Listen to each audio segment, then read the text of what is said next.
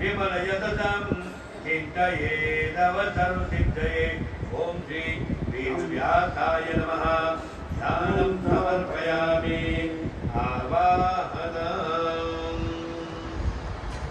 आगच्छ भगवन् देव स्थाने चाद्रशिरो भव यावत् पूजां करिष्यामि तावत् सन्निधो भव ॐ श्री वेदव्यासाय नमः आवाहनं समर्पयामि आत्माने पुष्पं रम्यं सुशोभनं दिव्यं सर्वसौख्यकरं शुभम् आसनं च मया दत्तं ध्यान परमेश्वर ॐ श्री वेदव्यासाय नमः आसने पुष्पं समर्पयामि सर्वतीर्थसमायुक्तं सुगन्धिं निर्मलं जलम् आचम्यतां मया दत्तं गृहाण परमेश्वर वेदव्यासाय नमः बिल्वपत्रं समर्पयामि पूजा करेंगे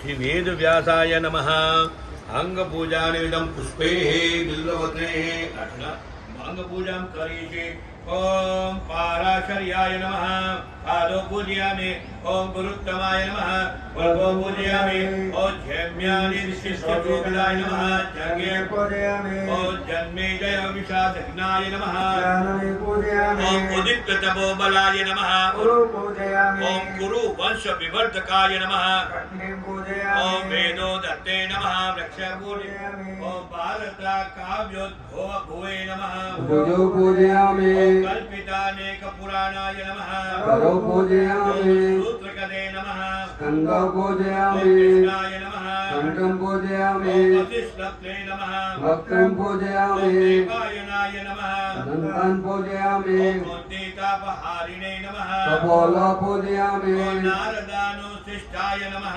नासिकं पूजयामि नारायणावताराय नमः नेत्रे पूजयामि कल्पान्तस्थायिने नमः कर्णं पूजयामि विश्वप्रियकराय नमः बालं पूजयामि जटामुकुटधारिणे नमः जटान् पूजयामि सुखदाताय नमः शिरं पूजयामि सर्वशास्त्रनिलयाय नमः सर्वाणि पूजयामि ब्रह्मणे नमः ओम ब्रह्मणे नमः सर्वोपचारार्थे गन्धाक्षरपुष्पाणि समर्पयामि ताय धीमहि तन्नो गुरुः प्रचोदयात् घोरं करुणावतारं संसारसारं भुजगेन्द्रहारं सदा वसन्तं हृदयारविन्दे भवानी चैतं नमामि त्वमेव माता कविता त्वमेव सखा त्वमेव त्वमेव विद्या द्रविणं त्वमेव त्वमेव सर्वं मम देवं नित्यं विमलमचलं सर्वदेशाक्षिभूतं भावातीतं त्रिगुणरहितं सद्गुरुं तं नमामि समर्पण देवनाथ गुरु स्वामी देशिकात्मनायक त्राहि त्राहि कृपा सिंधु पूजा पूर्णतरां कुरु अनया पूजा श्री गुरु प्रियंतामों तत्सत् ब्रह्मार्पणमस्तु ओम नमः पार्वती पतये हर हर महादेव उतरो उतरो उतरो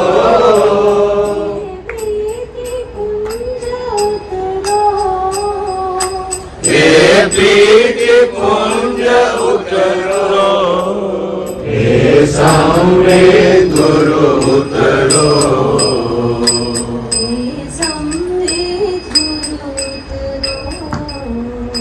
हे सामने गुरु उतरो गुरु कितने प्रसन्न होते हैं। और ये तब संभव है जब वास्तव में हम शिष्य भाव से गुरु की तरफ देखें, उनके चरणों की तरफ देखें। और शिष्य भाव वो प्रश्न है। और प्रश्न क्या है? एक अकुलाहट है, एक पीड़ा है। एक व्यथा है,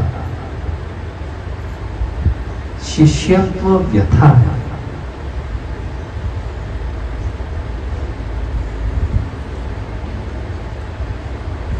एक केंद्रीभूतता से जो महसूस होती हुई व्यथा, जो चाहती है विराटता को। शुरुआत में आयास है, अंत अनायास है। सारे मार्ग में, चारों मार्ग में जो चरम उपलब्धि है वो गुरु कृपा से है और शुरुआत मेरे प्रयास से है। ओम यो ब्रह्मांडं विदधाति पूर्वं यो वै वेदांश्च प्रणोति तस्मै तन्मदेवमात्मबुद्धि प्रकाशं मुमुक्षुर्वै शरणमहं प्रपद्ये। ओम यो ब्रह्मांडं विदधाति पूर्वं यो वै वेदांश्च प्रणोति तस्मै तन्मदेवमात्मबुद्धि प्रकाशं मुमुक्षुर्वै शरणमहं प्रपद्ये।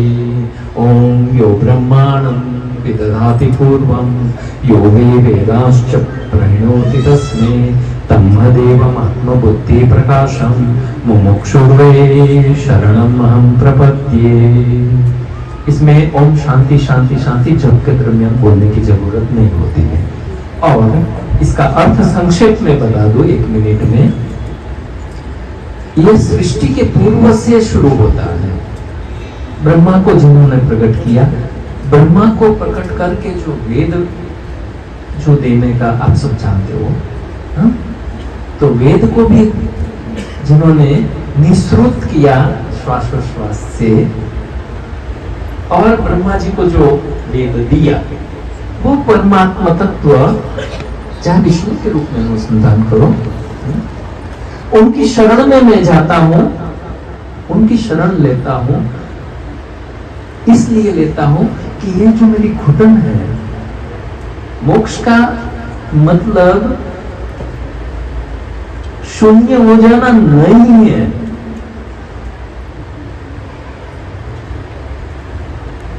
ये तथाकथित वेदांती शून्य वाली जो नहीं है वो, तो मोक्षार्थी होके मोक्षोर्वै, मोक्षार्थी होके इन सारी बंधन कह लो चाहे परिसीमन कह लो, उनसे परे जाके जाने के लिए मैं आपकी शरण में आता हूं। ये शरणागति की प्रार्थना है और प्रार्थना तभी संभव है जब गुरु उसमें कृपा कटाक्ष देते हैं। तो स्वामी जी का स्मरण करके ही ये मंत्र का प्रारंभ करना और मंत्र के अंत में जब समर्पण कर दो तो वो भी स्वामी जी को ही करना। इस तरह से ये मंत्र दिया है तो चातुर्मास के लिए, पर पूरे वर्ष हो जाए तो बहुत अच्छी बात है। वैसे तो जीवन भर के लिए है। ओम शांति शांति शांति। और उस समय जहाँ अभी पूज्य स्वामी जी विराजमान हैं, वहाँ पर हमने एक प्रतीक रूप में थर्मोकोल का ऐसा तो नहीं पर इससे मिलता जुलता एक प्रतीक बनाया था। और वैसा ही पूज्य स्वामी जी के निर्देशानुसार आज आपके सम्मुख वो भव्य प्रासाद उपस्थित है और उसमें भव्य स्वामी जी की प्रतिमा अष्टमूर्ति ईश्वर महादेव विराजमान है। आप यहाँ पर विराजमान है, मैं पुनः कहता हूँ, इसको हम आश्रम तो कहते हैं क्योंकि जहाँ महाराज जी या जहाँ महात्मा लोग रहते हैं वो एक आश्रम होता है, परंतु ये ईश्वराश्रय है। ये ईश्वराश्रय अपने नाम को सार्थक करता है।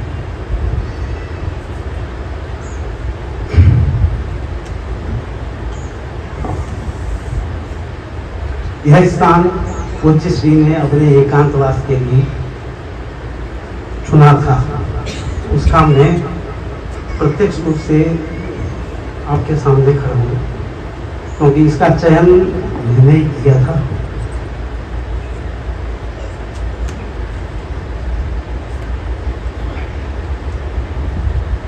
पूज्य स्वामी जी हमारे यहाँ बुधाचल के चरणों में ही रहना पसंद करते थे, तो यह स्थान चुना गया था।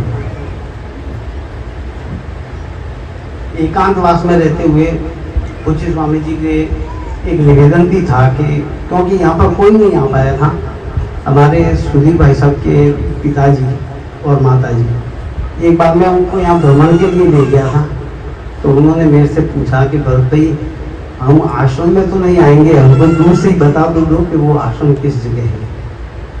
तो स्वामी जी मैंने उनको और माताजी को सामने रोड से बताया था कि ये वो जगह है, परंतु आप अब यहाँ से भूल जाना कि मैंने बताया था, क्योंकि स्वामी जी का मना था।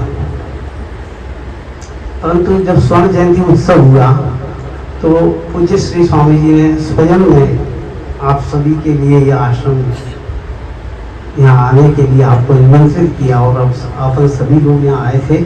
उस समय हमारे सामने जो दक्षिणामूर्ति जी विराजमान हैं उनकी प्रतिष्ठा हुई थी यहाँ।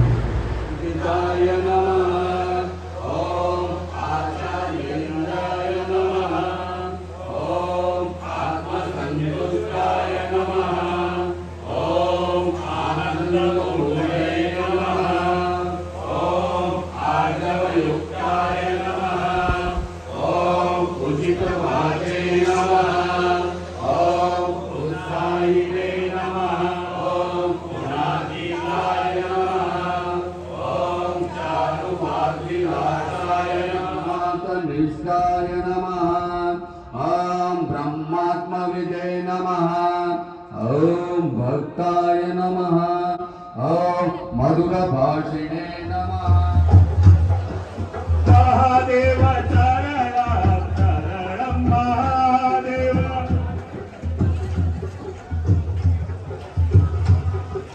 महादेव चरणं चरणं महादेव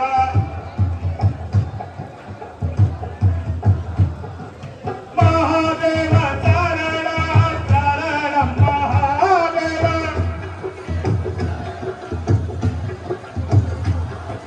महादेव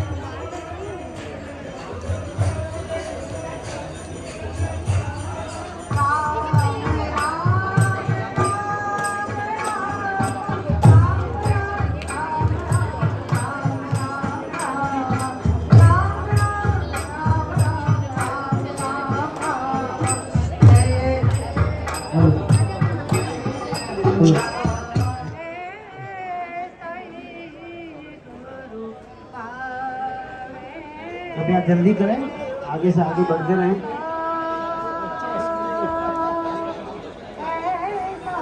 क्रम में आगे बढ़ते